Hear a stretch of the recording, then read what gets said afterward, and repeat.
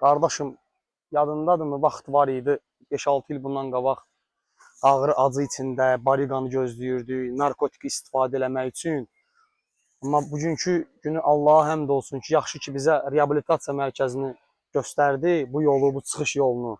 Həmd olsun Allaha, birinci Allahın sayəsində, sonra reabilitasiya mərkəzinin sayəsində bugün biz ayıq, gözəl həyat yaşayırıq.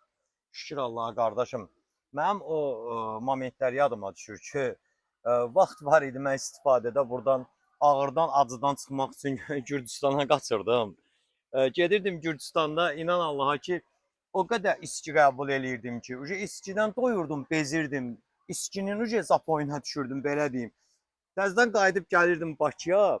Sənə inandırım ki, qardaşım, mən ayağımı qranitsanın bu yana qoyan kimi, hələ mənim Bakıya çatmağıma 4 saat qalmış.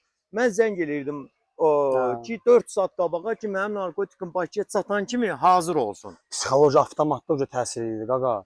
Allah sizə bir də o günləri göstərməsin, qardaşım. Amin, amin. Allah bizim ayıqlığımızı həmişə əbədi eləsin, daim eləsin.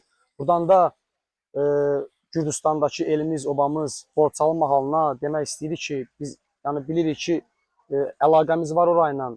Bu narkotik bəlası çox yayılıb problemdir də. Bugünkü gün cavanlar yəni eşidirik ki, bilirik ki, məhv olurlar. Bugünkü günü 24 News kanalına böyük bir minnətdarlığımı, təşəkkürümü bildirmək istəyirəm ki, bu barədə bizə dəstək olurlar ki, cavanlarımızı, orada qardaşlarımızı onlara kömək olaq, onlara dəstək olaq ki, bu narkotikin bataqlığında batmasınlar.